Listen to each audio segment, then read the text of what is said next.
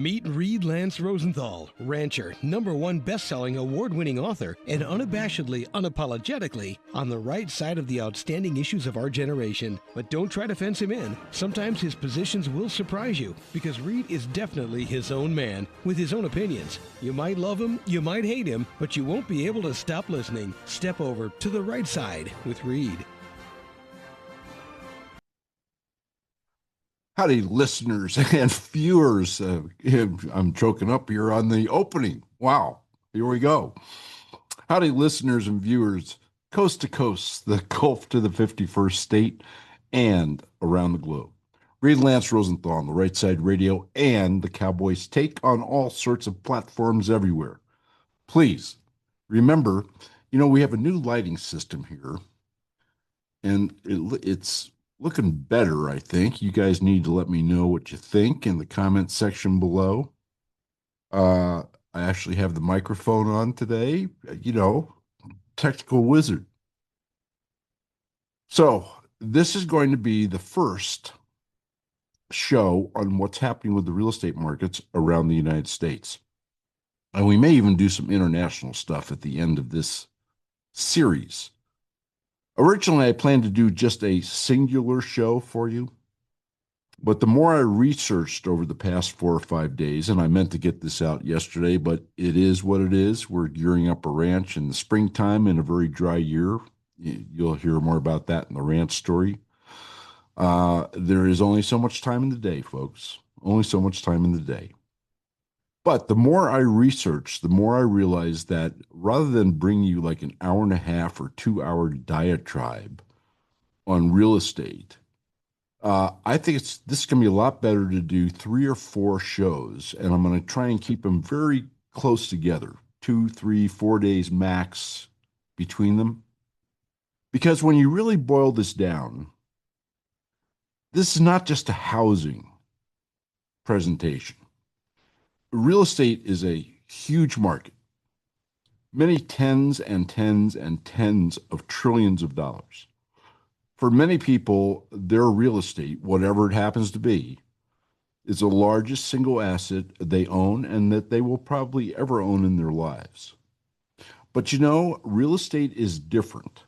There are different types of real estate, and different types of real estate are affected by markets and create markets different than all other types of real estate, and that is compounded by where they are located.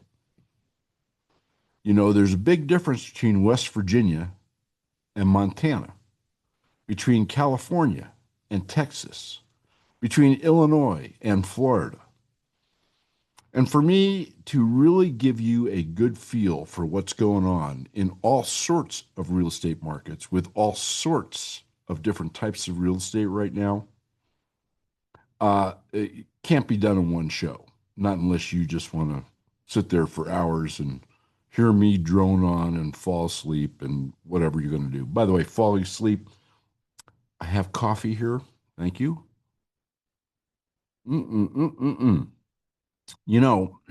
I'm a coffee hound. I digress for just a moment here.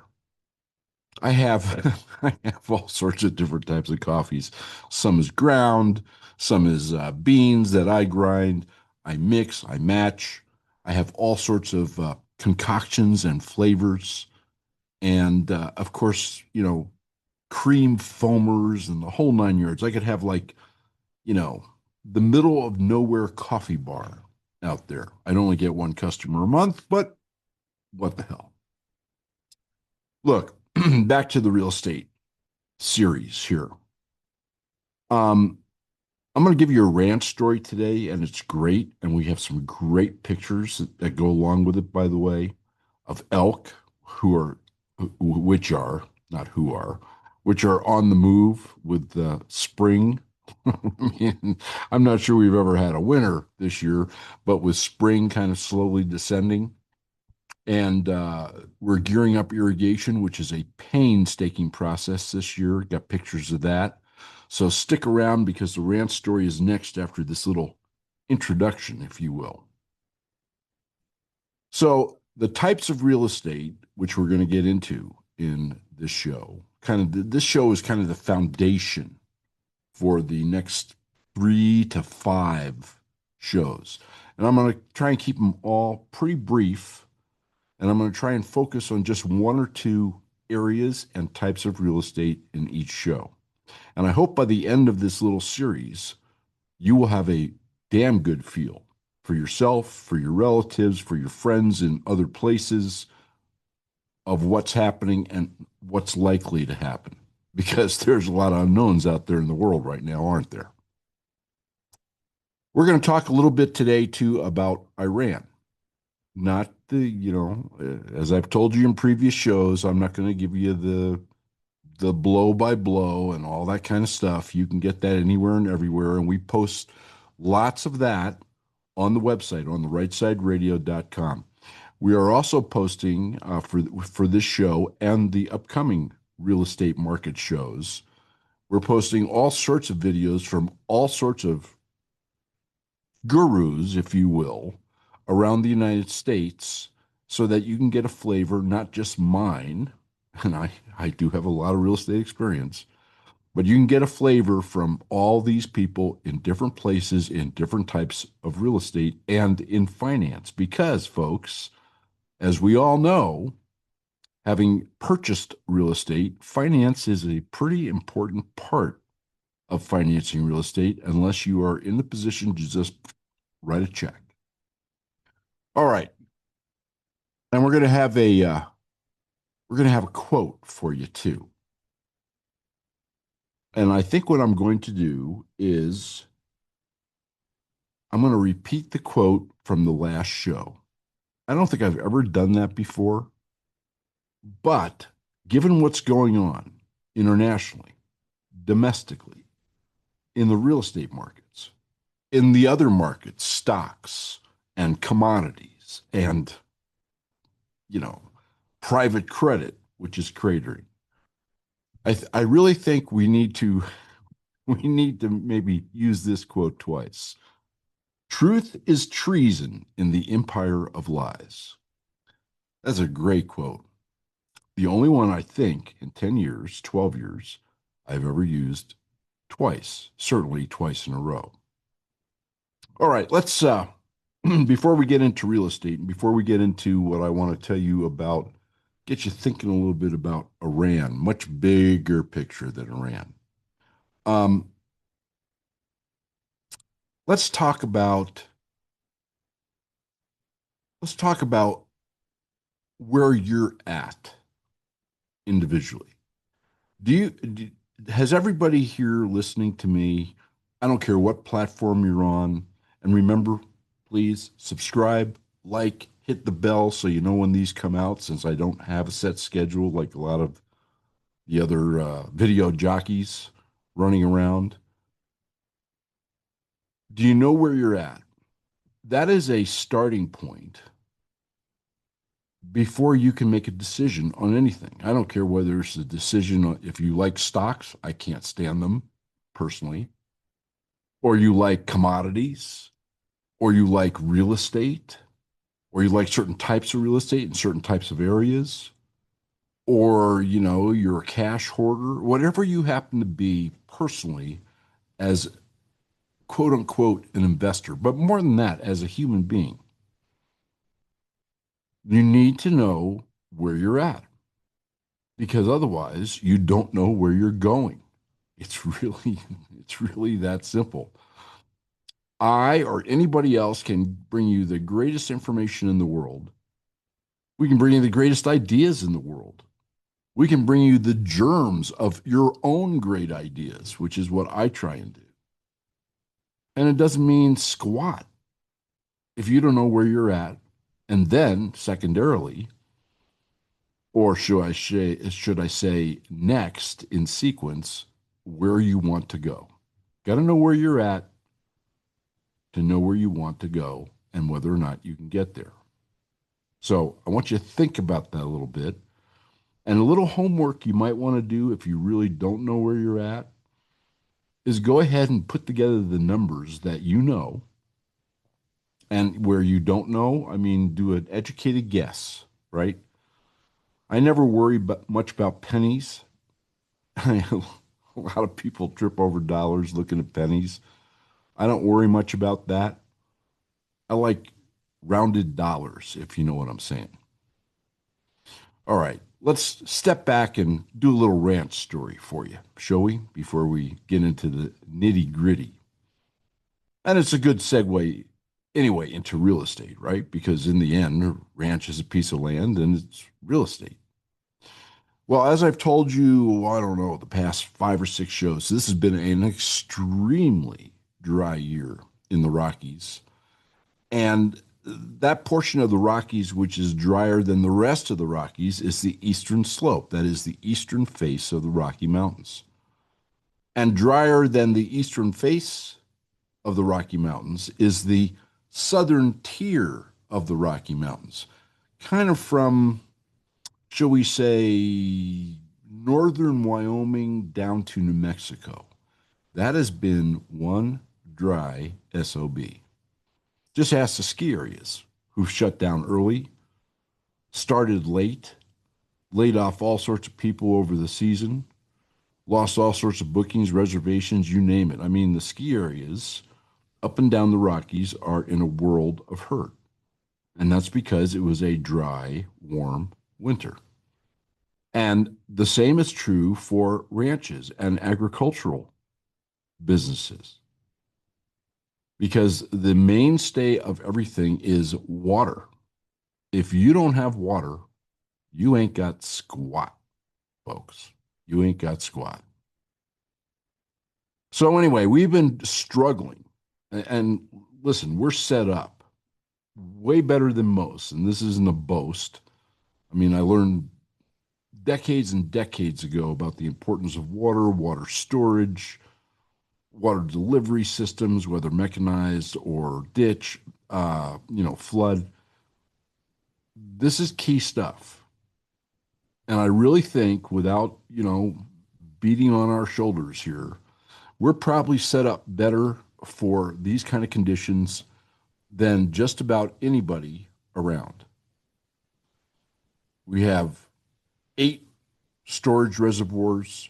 They are very high in priority on the water source, the creeks. We have decreed water, which is not such a high priority in terms of adjudication. Water rights are based on the date it was adjudicated. The older the right, the better the right, the more senior the right. But even the way we're set up here on this ranch, it is a bear this year.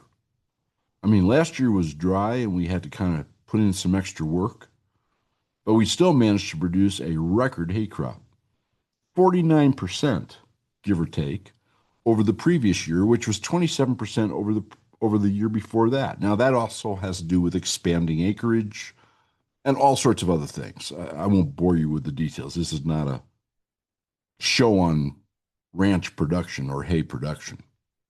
And this lighting stuff is kind of driving me nuts because I see it flickering back and forth. Anyway, your comments would be welcome on all that. What happens when you don't have a lot of water is exactly the opposite of when you do. And everybody goes, "Oh, yeah, gee, and you know what you're doing? And you just told us that?" Let me explain. So when you have a fair chunk of water and you have enough head in your ditches and your delivery systems, that's basically force, current, velocity. You can run a whole bunch of sets, that's where the water comes out of the ditches, or mechanized delivery, the pivots, or whatever different people are using on their places at once. And you can change, let's say, in a big ditch, you can have 15 sets going at once, and then you can dam the ditch, move the sets, and do the next 15 sets. But when you don't have a lot of water, you're not moving 15 sets. I'm using that as an example. You're just moving 2 or 3.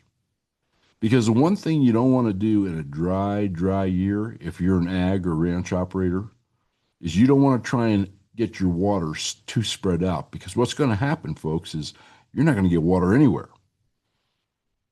Because not only is the air dry, not only is the ground dry, the soil is parched. We have sets going right now, which took some time to get going, where we have a pretty good head. I mean, pretty good chunk of water coming out.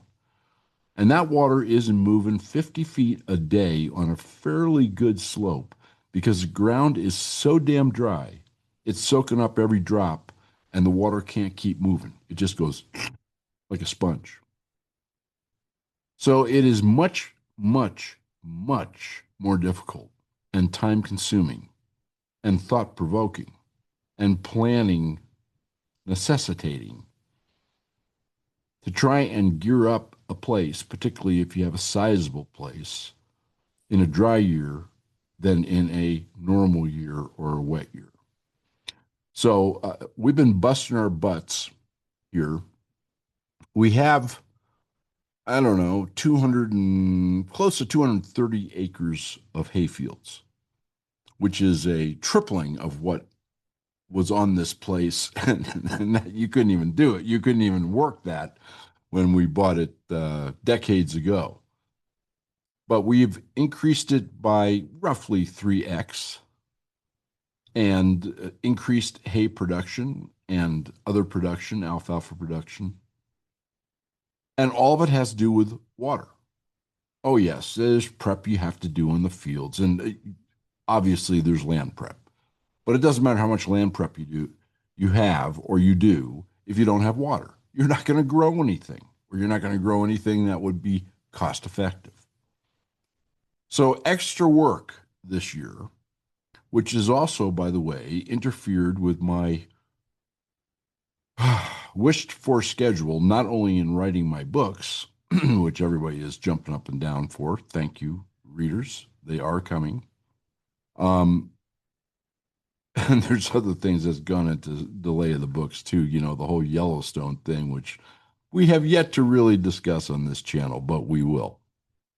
But there's a lot of time that's going into gearing up water, concentrating the water delivery so you can cover dry ground, get it soaked, and then move your sets. And you can imagine if you, in a big ditch, let's say you have 40 sets. And let's say that you can run 12 at a time. On a really good year, you can run all of them, or you can run half of them.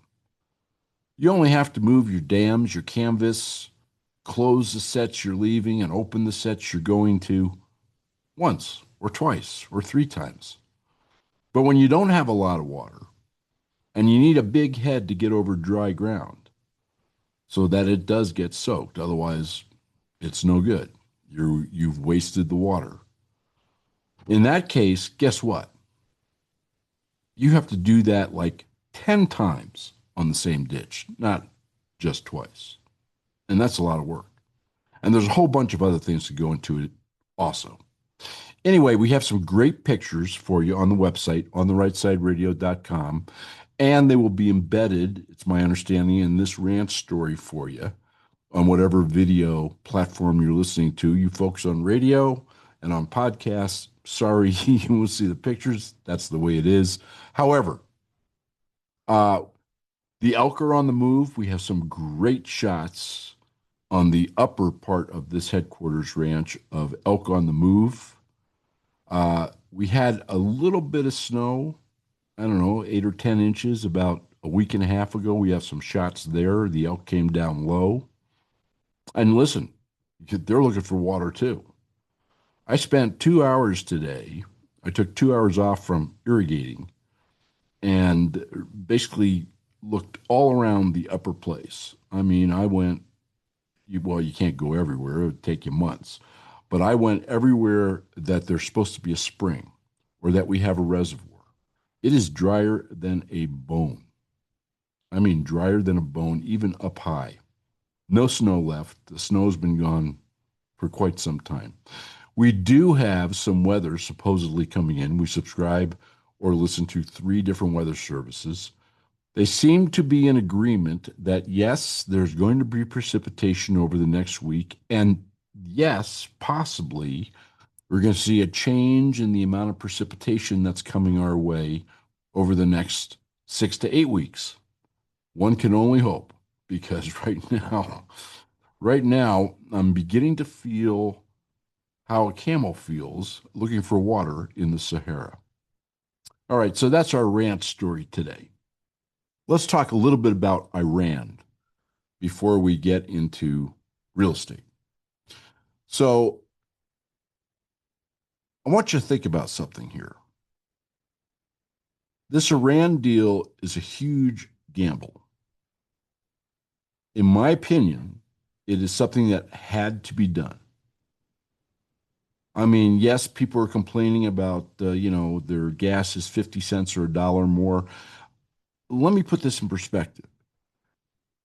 Do you want to put up with 2 weeks or 4 weeks or 2 months or 3 months of paying a dollar more per gallon?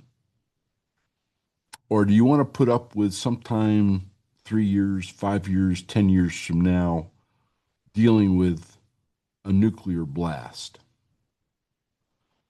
Because Iran has told you what they're going to do, and it's not the country. The Persians, the people of Iran, are great. It is the IRGC, it is the radical Islamist mullahs, and their ilk who run that country. The Persians, the people who live in the country, look at the regime, okay, as an occupying force. And it's been an occupying force for 47 years. And all you have to do, even if you're just listening to mainstream, lamestream media, you can hear what the United States and Israel are proposing, and you hear what the response is from Iran. This is not rational behavior. I mean, if you're trying to save your country and you're concerned about your country, you know, your infrastructure, your water, your power should be paramount importance, but it's not. What's paramount importance to the regime in Iran is their enriched uranium and their missile program. What does that tell you? I mean, you don't have to be, no pun intended, a rocket scientist to figure out why this was necessary, as ugly as it is, and as risky as it is. And the other thing I want you to think about in terms of Iran, and it plays into Cuba, and it plays into Venezuela, and it plays into what we have discussed before, which is I believe there's a deal. I think probably spoken with handshakes, but certainly at least understood between the United States, Russia, and China. And everybody has their sphere of influence, which doesn't mean that they're not going to try and step on the other guy's toes. But we get the Western Hemisphere, and China gets Asia, and Russia gets Eurasia. It's really that simple. I've talked about in other shows. I'm not going to belabor it here. But one of the things that you have to understand is that Iran is the product of Western globalists, primarily MI6, British intelligence. When we've talked about the evil that lies in the city of London, we've talked about England being unwilling to let go of its colonial powers, but doing it through finance and subterfuge rather than through a navy and military might.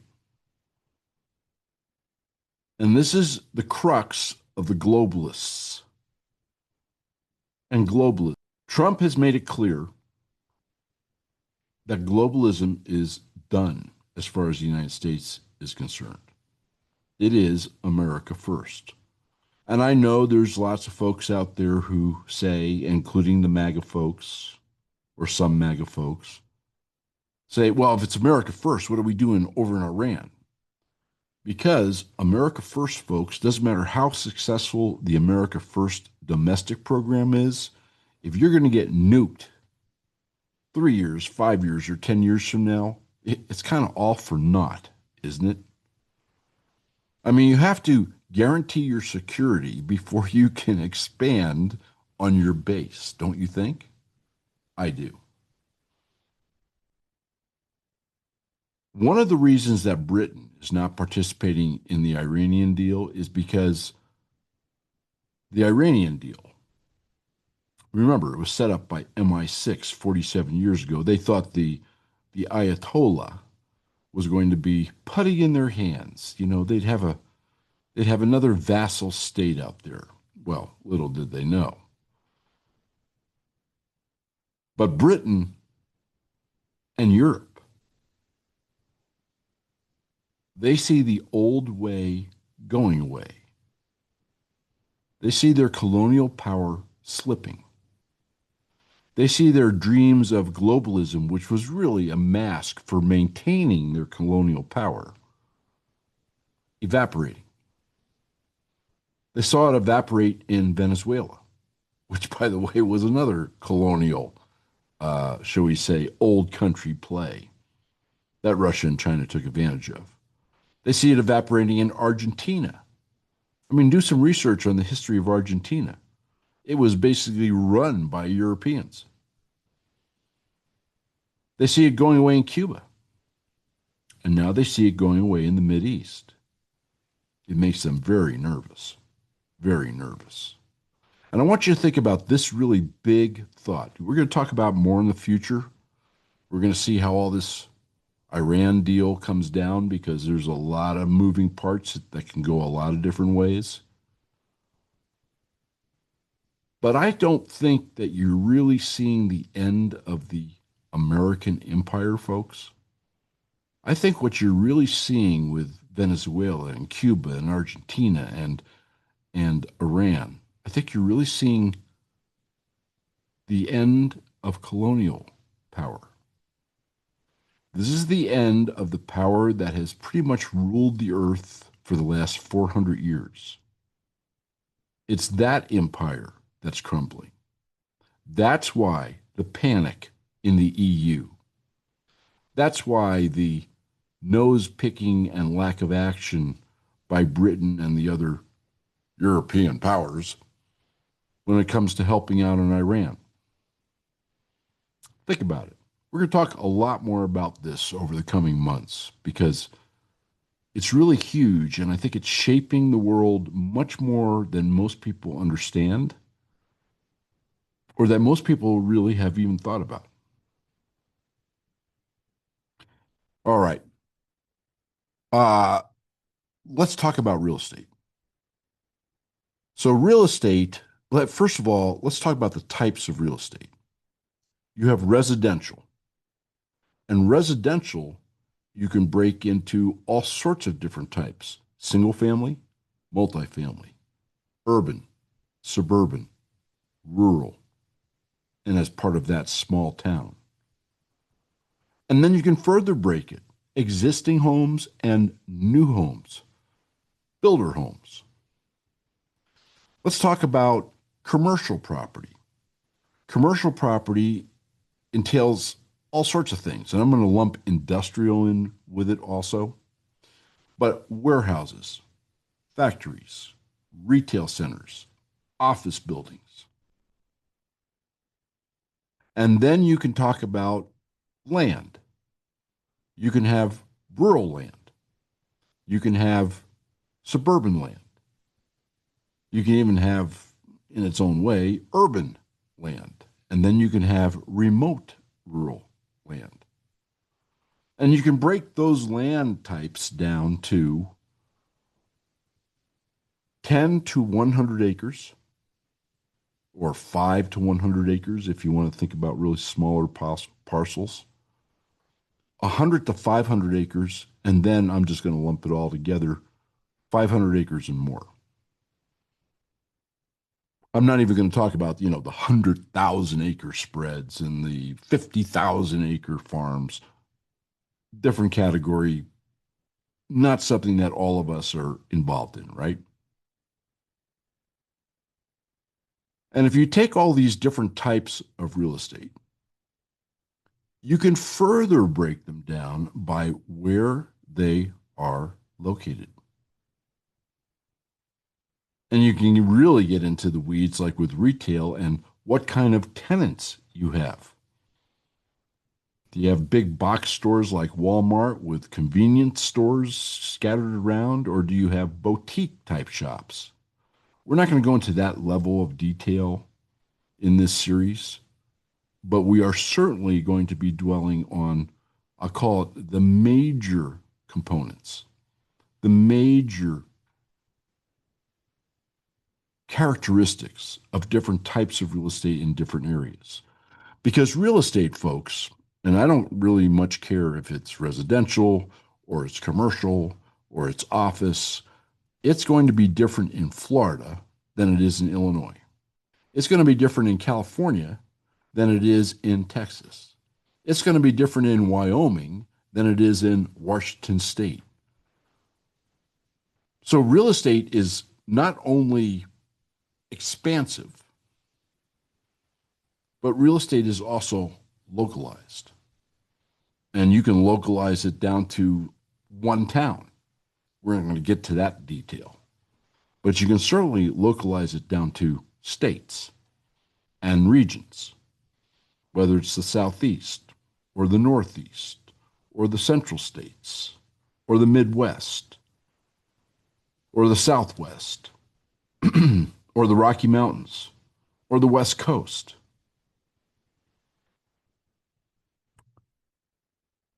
When you start mixing in all these different factors and ingredients, and then you sprinkle that with geopolitics, finance, interest rates, and employment, you start getting a kaleidoscope, if you will, of real estate markets, real estate types, and locations. And you need to know, at least generally speaking, about all of it, because all of it affects your house or your land or your shop or your office. And that affects your life. Eventually, it may affect your freedom. It certainly will affect future generations of your family. As a big, big, big picture, there's a number of videos on the website that we have posted. It's under real estate, it's under the audio bar, it's under family safety. And these are different types of gurus talking about different types of real estate in different areas of the country. One of the things which is driving real estate right now is migration. There's a hell of a lot of people moving out of California. It's because of their government. It's because of their tax rates. It's because of their lack of freedom. It's because of their decreasing reverence. I'll be nice. Their decreasing reverence for private property rights. And it's because of their increasingly socialized tendencies. Like, who says you're allowed to own a house when the 10 illegal aliens that just moved into town don't own a house? And that affects how people think. And people think and they vote with their feet. And that's why you see migration patterns increasing to certain areas of the country and out migration, in other words, getting the hell out of there, increasing dramatically in other parts of the country. Which, by the way, also affects demographics, and it affects politics, and it affects all sorts of things. That's yet another tale.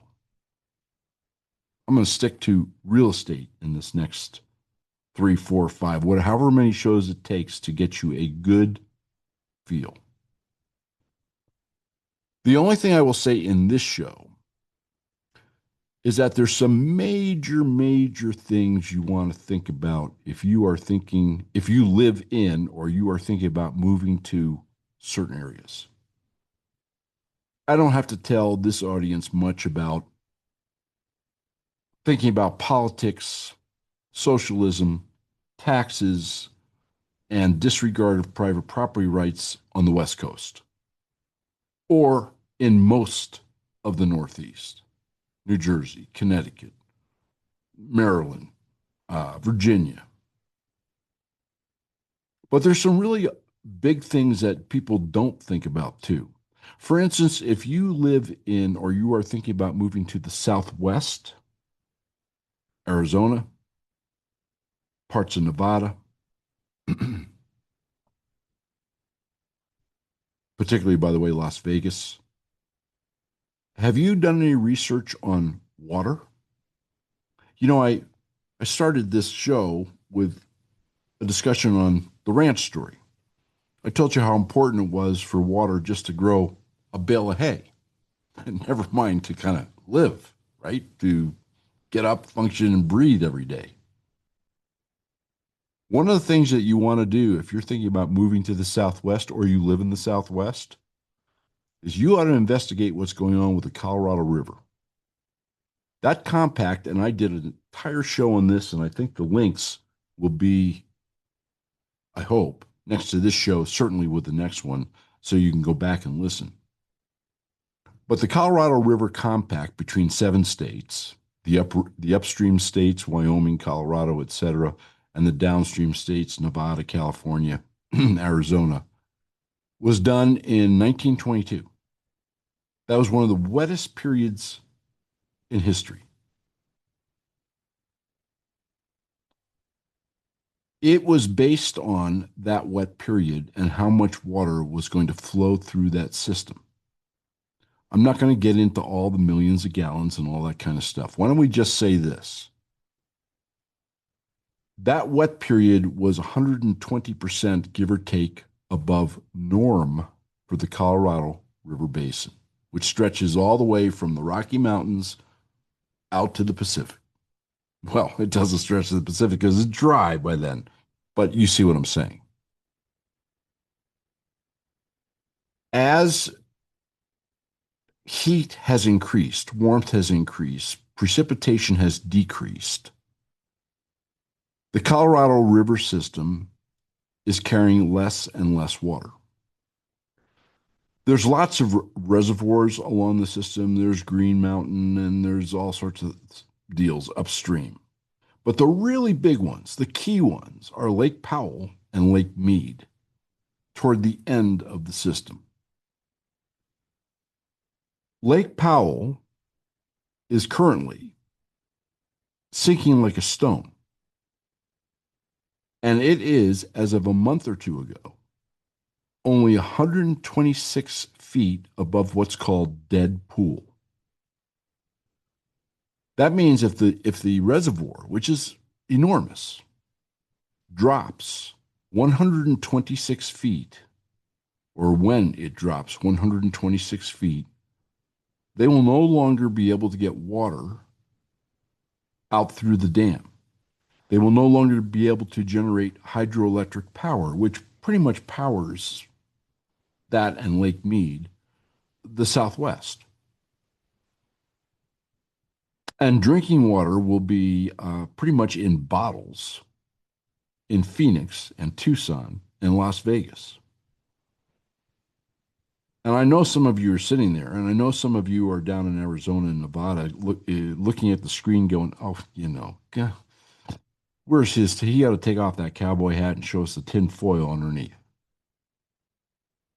This is a huge deal, folks. Never mind how it could affect your lifestyle, but think about how it will affect your real estate. Think about that. In the Midwest, you have another water problem. And boy, this water thing is kind of important, huh? And that's the Oglala Aquifer. And the Oglala Aquifer is being drawn down at record rates, and in many places is getting close to being, shall we say, at a point where you can no longer tap it reasonably. And the Oglala Aquifer not only does it provide drinking water and water for industry, but it pretty much powers a lot, not all, of the farms and the production, agricultural production in the Midwest. How many of you in the Midwest have been thinking about the Oglala Aquifer? Okay. And by the way, the rivers that flow through the Midwest and parts of the Rockies, the Platte, the South Platte, the North Platte, these are all tributaries of the Colorado system, folks. So when the Colorado River starts running dry, those downstream users are going to make calls on the upstream users, which is going to curtail the upstream users' use of Colorado River water. And if you think this water thing is a big deal and I'm overplaying it, in the Mideast right now, to go back to Iran, it all ties in. It's all the same. I mean, it's just different nomenclature depending upon where you're at. So Israel and the Gulf states, and to a lesser extent Iran, because Iran has lots of mountains and a huge land area, so it can collect water, kind of like our Rockies. 70 to 90% of the population rely entirely, let me underline that, entirely, 100% on desalination plants. If those plants go down, the power to those plants goes down, or the plants are damaged, you have a couple 100 million people, give or take, who don't have any water. Now, I don't mean they have less water. I don't mean that, gee, are we going to grow umpty-ump tons of hay this year or less than umpty-ump tons? I'm talking about they got no water to drink, period.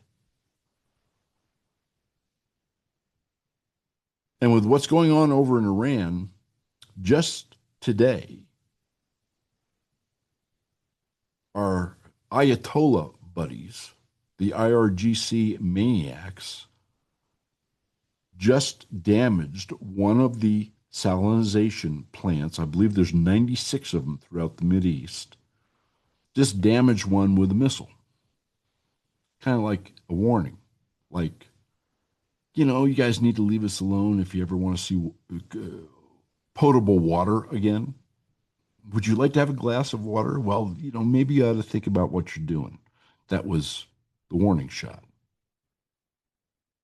And of course, you can stop desalinization plants if they don't have power. So, there's all sorts of Achilles heels built into the system. We're going to be talking a lot about water in this real estate series.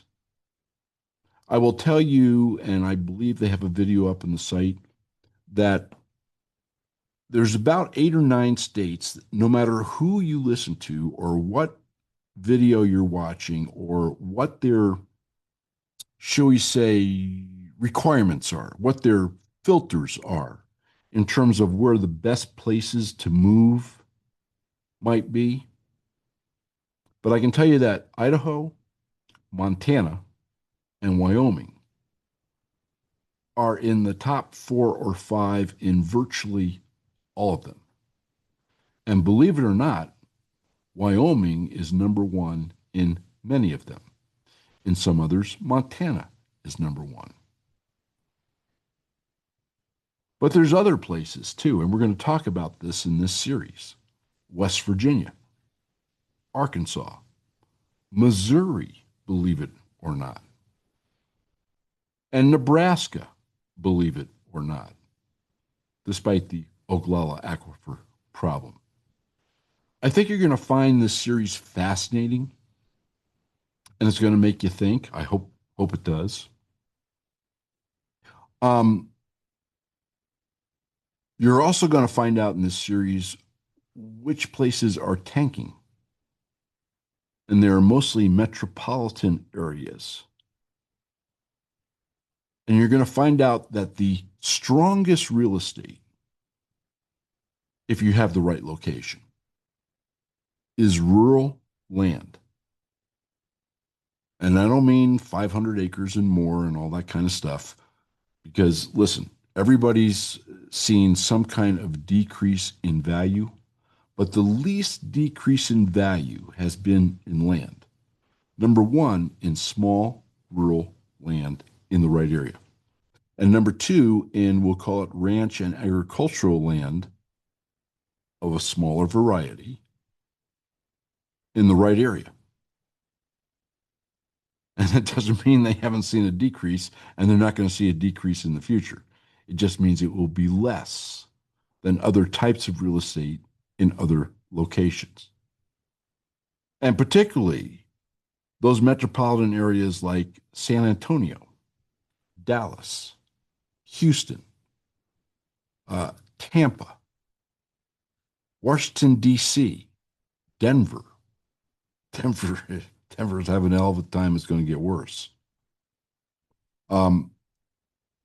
They are almost without a doubt. I'm not even including California and LA and San Francisco and the rest of that craziness out there. I'm talking about, kind of solid places, more or less. But I think you'll find the series fascinating, and hopefully I've given you a good foundation and something to think about. And a big picture to think about when you are making your choices as to where you're going to live, where you're going to stay, and where you're going to move to. And there's going to be a lot more of that over the next 3, 4, or 5 shows, however long it takes, until I'm satisfied and you tell me in the comments that you think you have a pretty good feel, without being a professional, of real estate markets in the United States. And then we're going to tie that into your freedom and your security, because, folks, they are all interrelated. This is Reed Lance Rosenthal on the Right Side Radio and the Cowboys Take. Please take a look at the articles and the videos on therightsideradio.com. Leave your comments below. Pass this on to somebody who might enjoy it or need it. And hit that subscribe and that like. It really helps us out now that I'm kind of getting serious about this. Okay. You keep the wind at your back. We'll talk to you in just a few days. Please remember, if you've missed any shows, just click on Show Archive and you'll find all of his shows. We look forward to seeing you here again next week for another episode of Reed Lance Rosenthal on the Right Side.